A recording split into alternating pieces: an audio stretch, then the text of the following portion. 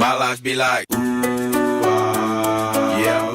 Hi, my name's Daniel, 417 Brazilian Jiu Jitsu. Glenn Cousins. Hey, Marhan. Alright, and today we're going to have a discussion on why don't thugs, street tough guys, just basically bad guys hang out and train in jiu-jitsu gyms. And this is directly related to the video that we did just earlier, which is why do people suck so bad at street fighting? It's going to be the same kind of things. Ego, work ethic. Those are the two main things. So whenever, back in the day, whenever we had the MMA gym, yes, we had regular people that would come in and they would say things like, I am a street fighter. All I need is someone to coach me, or I just need a corner man. I'm ready to fight right now. Yeah. We give him a corner man. Yeah. Well, if you know that much about fighting, you don't need me in your corner. You already have a game plan. So a lot of times we would have bad guys come in and they would want to train.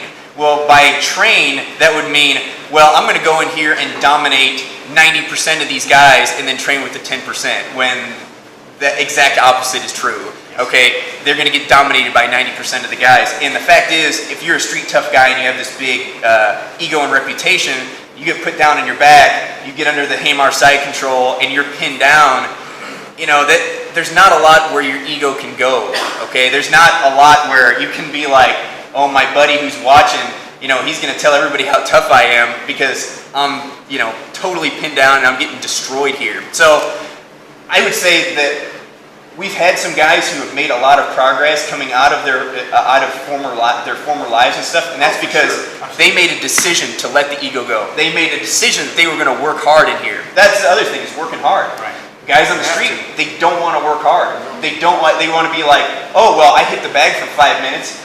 I'm ready to fight, right? You and I talked about this before, and for those guys, it's a difference between a scheme and a plan. Correct. Yes, exactly. One is a scheme. They want the hack, man. They want the hack. Yeah, they want the hack. Scheme. How can I do Brazilian Jiu Jitsu in 3 months? Yeah, exactly. The Matrix. Exactly. I know Jiu-Jitsu. Exactly. So from what I've seen, typically when you have a guy who's a bad guy, street thug, criminal, whatever, if they are going to train anything, they train on the bag. They train boxing. Why is that? Because the bag doesn't fight back, and they can look awesome, and their buddies are like, dude, did you see how hard Johnny hits that bag? Man, it's unbelievable. In the jiu-jitsu, man, you're just getting held down by some other guy. You can't just prove yourself. You can't come in against Hamar and just be like, oh man, I'm going to prove myself by getting on top of him and freaking dominating this whole thing. Okay, it's not going to happen. Okay, and usually it takes one session for them to realize that, and then they're either gone or they're like, That's what I need to learn. now I need to change things about my entire perception. 9 times out of 10, if not more, they usually, if they're really into the sport, they'll turn into a promoter. Like, I can't do it, so I'm going to coach, or I'm going to turn into a promoter. And so you'll see that. And then sometimes you'll see, well, yeah, new sport for me, something different. I'm going to go to do CrossFit or something else, that because if they improve, if it's, a guy that's going to change his life, he's going to find something that's not going to be as ego intensive. So. Yeah, because every single time you're going to get your ego plowed. Go ahead. I have to tell you, I was that tough guy. When I first started, I got in all kinds of fights. There were kids that, growing up, that's what I did. I fought. You had to fight. You didn't have a choice. These kids would say, oh, I got a black belt in Taekwondo. I was like, I don't care, I'll punch you in the face. And I'd punch them in the face, and they'd be like, oh, And right. So for my very first time going to a class with Glenn, dude, I got my butt handed to me. I'm just gonna, and it humbled me, and I said, this is what I have to learn.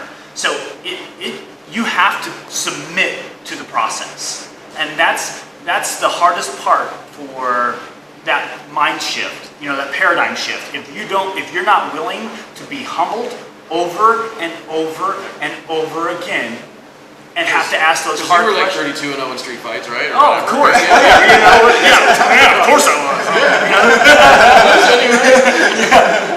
But that's what I'm saying. You could say, man, I was strong, I was tough, I was, but it doesn't matter. You had the attributes of being a street thug. Right. But that doesn't make you a fighter. No. Not a skilled fighter. Not a skilled fighter, no. Just a willing fighter. Yeah. Yep. All right, so I hope that you guys have anything else? Yes. Oh my gosh. Who is this guy? Boy, Don't you see I'm trying to wrap this up? Go ahead. That's it. There's a guy that came in the gym, and we worked with Greene County Juvenile, and they would ask them, they have a safe and sober alternative program. And what they would do is they would bring kids to us, and then they would usually say, what do you want to do? If they want to play tennis, they find a tennis program.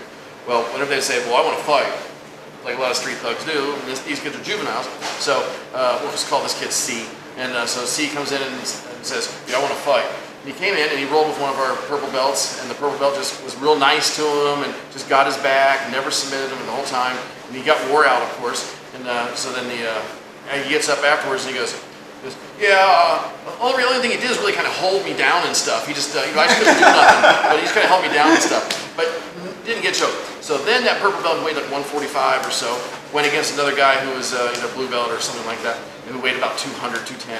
And he just owned the guy, just trounced him. Then the little 16-year-old kid looked at him, looked at me and goes, he could have really beat me up, couldn't he? I go, yeah, if he wanted to. And it dawned on him, like, wow, this guy was magic in how he controlled the 210-pound guy. And so he stayed coming for a few weeks, and he was real dedicated. He didn't show up for 3 lessons in a row. I talked to his counselor. His counselor said, he has a story to tell you. Why don't you talk to him? So he came in on that Thursday, and I said, hey, man, what's going on? He had bandages on his hands. So I was like, oh.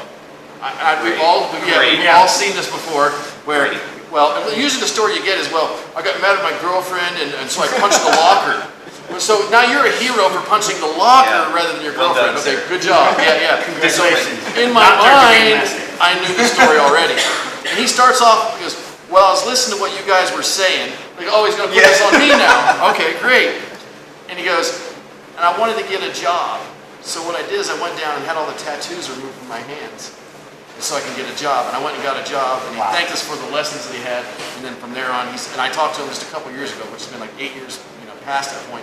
And he's doing great. He's got, wife, kids, the whole 9 yards, he's doing great. So that's how a street thug had converted himself through just maybe 4 weeks of fighting training to a new hold-up person. And he's not fighting today or anything like that. He's not on the streets anymore either, but he's successful. So 4 weeks of fight training changed his life. Jiu-Jitsu saves lives. That's the end result. It changed my life. Yeah. I mean, there's nobody that's going to do jiu-jitsu for any amount of time that's going to say, oh, yeah, this did not change my life at all. It's basically the same as it was. I mean, it's going to change everyone. This is where I put into what most people, every person says. No one says, I wish I would have tried that later in life. No, yeah. Oh, yeah. Oh, yeah. I wish I would have waited 10 years. Exactly. No, I think, everyone always says, I wish I would have wrestled in high school. I wish I would have done this earlier. I wish I would have done this when I was a kid. Yeah. No regrets. All right. So we get that. All right, we have to wrap this up. People have to go to work. On the way to work. No. They're watching this on the way to work. Oh, good. So now they got to turn it off. Hey, stop Quit that. your job, come to jiu-jitsu. Yeah, quit your job. Then you don't have to go to work anymore. Yeah, buckle up. Buckle up and stop watching YouTube on your way to work. All right, that's it. Okay. Out. For real. Jiu-jitsu saves life.